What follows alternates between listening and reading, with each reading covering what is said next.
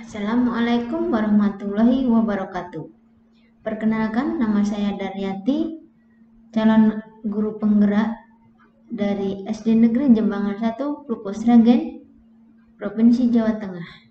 Pada kesempatan kali ini, izinkan saya memberikan pemaparan tentang pemikiran filosofis Ki Hajar Dewantara. Menurut Ki Hajar Dewantara, pendidikan dan pengajaran merupakan usaha persiapan dan persediaan untuk segala kepentingan hidup manusia, baik dalam hidup bermasyarakat maupun hidup berbudaya dalam arti yang seluas-luasnya. Menurut beliau, pendidikan adalah tempat persemaian segala benih kebudayaan. Jadi, pendidikan dan kebudayaan merupakan satu kesatuan yang utuh. Untuk mencapai kebudayaan atau peradaban yang kita inginkan, pendidikan adalah fondasinya. Jadi, pada saat kita mendidik siswa, itu merupakan suatu usaha untuk menciptakan sebuah peradaban. Intisari yang kedua adalah perubahan. Perubahan pendidikan dan kebudayaan itu terdapat 3 kerangka konsep. Yang pertama, perubahan menurut kodrat keadaan, di mana dibagi menjadi 2. Yang pertama adalah kodrat alam. Kodrat alam adalah tempat di mana kebudayaan tumbuh di masyarakat. Alam pedesaan tentu akan berbeda dengan alam pesisir pantai maupun di kepulauan. Begitu juga kebudayaan yang tercipta tentu akan berbeda.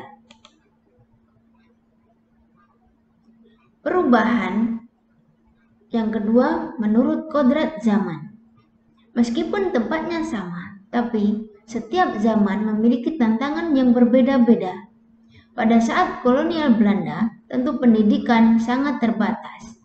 Sedangkan pada saat revolusi industri 4.0 sekarang ini, kita menghadapi tantangan yang lebih kompleks lagi.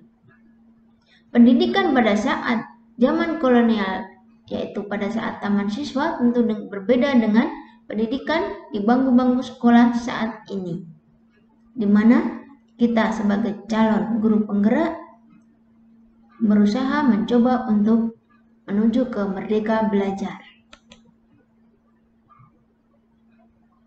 Yang kedua adalah prinsip perubahan. Perubahan itu terdapat 3 asas trikor. Yang pertama kontinu, yang kedua konvergens, dan yang ketiga konsentris. Yang dimaksud dengan kontinu bahwa perubahan kebudayaan itu harus sesuai dengan akar budaya yang hakiki. Sedangkan konvergen bahwa perubahan itu menuju satu titik, yaitu nilai-nilai kemanusiaan. Sedangkan yang dimaksud dengan konsentris bahwa kebudayaan yang berubah harus tetap menghormati keragaman sosial dan budaya yang ada. Filosofi Ki Hajar Dewantara jika bisa dianalogikan, saya menganalogikannya sebagai sebuah sistem tata surya, di mana planet-planet yang mengitari matahari adalah sebagai siswa atau peserta didik. Peserta didik, mereka belajar berubah pendidikan dan kebudayaannya sesuai dengan garis edarnya masing-masing. Setiap siswa memiliki keunikan sendiri-sendiri. Begitu juga seperti bumi, tentu berbeda dengan Jupiter, Mars, dan sebagainya. Semuanya bergerak menuju bidang edar sendiri-sendiri. Jika terjadi salah satunya berhenti, tentu saja akan terjadi kolaps. Sedangkan sumber dari semua peredaran tersebut adalah nilai-nilai kemanusiaan. Pada saat kita menghadapi siswa seperti bumi, tentu kita tidak bisa mengharapkannya untuk menjadi Jupiter atau Saturnus. Dan cara mendidik kita seperti biji jagung, tentu pengolahannya berbeda saat kita menanam biji padi. Lalu apa yang berubah? Pendidikan dan kebudayaan seharusnya dapat merubah budi pekerti. di mana budi terdapat 3 komponen, yaitu cipta, rasa, dan karsa. Sedangkan pekerti adalah raga. Pendidikan harus dapat mengolah cipta atau menajamkan pikiran, mengolah rasa atau menghaluskan perasaan, mengolah karsa atau memperkuat kemauan, dan mengolah raga atau memperkuat jasmani. Pendidikan harus holistik, di mana dapat menciptakan kesempurnaan budi pekerti. Pendidikan yang holistik, di mana mendidik cipta, rasa, karsa, dan raga, akan menciptakan sebuah kebijaksanaan. Jadi kita mengharapkan akan tercipta anak-anak yang bijaksana.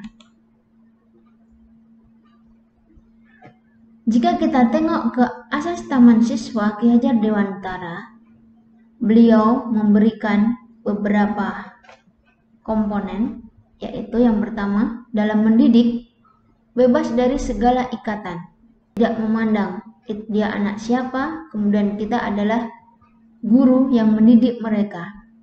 Dengan suci hati mendekati sang anak, tidak untuk minta suatu hak dan menghamba pada sang anak atau berorientasi pada sang anak.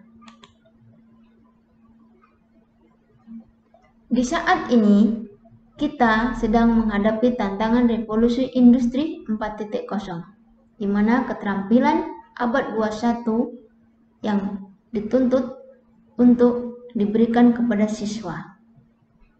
Keterampilan abad 21 meliputi communication atau komunikasi, kolaborasi, berpikir kritis atau critical thinking, memecahkan masalah atau problem solving, dan kreativitas serta inovasi. Sebagai calon guru penggerak, kita harus tahu bahwa tujuan kita adalah untuk menciptakan profil pelajar Pancasila, di mana terdapat 6 komponen, yaitu berakhlak mulia, mandiri, bernalar kritis, berkebinekaan global, gotong royong, dan kreatif. Profil pelajar Pancasila yang pertama adalah beriman bertakwa kepada Tuhan Yang Maha Esa dan berakhlak mulia. Pelajar Indonesia yang berakhlak mulia adalah pelajar yang berakhlak dalam hubungannya dengan Tuhan Yang Maha Esa, memahami ajaran agama dan kepercayaannya, serta menerapkan pemahaman tersebut dalam kehidupan sehari-hari. Elemen kunci adalah akhlak beragama, akhlak pribadi, akhlak pada sesama, akhlak pada alam, dan akhlak bernegara. Profil yang kedua, berkebinekaan global. Pelajar Indonesia mempertahankan kebudayaan luhur, lokalitas, dan identitasnya, dan tetap berpikiran terbuka dalam berinteraksi dengan budaya lain. Elemen kuncinya mengenal dan menghargai budaya. Selanjutnya, bergotong royong. Pelajar Indonesia memiliki kemampuan gotong royong, yaitu kemampuan pelajar Pancasila untuk melakukan kegiatan secara bersama-sama dengan sukarela agar kegiatan yang dikerjakan dapat berjalan lancar, mudah, dan ringan. Elemen kunci dari profil ini adalah kolaborasi, kepedulian, dan berbagi. Selanjutnya adalah mandiri.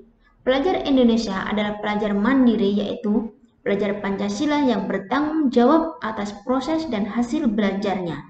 Elemen kunci dari profil mandiri adalah kesadaran akan diri dan situasi yang dihadapi. Selanjutnya adalah bernalar kritis. Pelajar yang bernalar kritis adalah pelajar Pancasila yang mampu secara objektif memproses informasi baik kualitatif maupun kuantitatif, membangun keterkaitan antara berbagai informasi, menganalisis informasi, mengevaluasinya, dan menyimpulkannya. Elemen kunci dari profil ini adalah memproses informasi, menganalisis dan mengevaluasi penalaran, merefleksi pemikiran, dan mengambil keputusan. Profil yang terakhir adalah kreatif. Pelajar yang kreatif adalah pelajar Pancasila yang mampu memodifikasi dan menghasilkan sesuatu yang orisinal, bermakna, bermanfaat, dan berdampak. Elemen kunci dari profil ini adalah menghasilkan gagasan, karya, dan tindakan yang orisinal.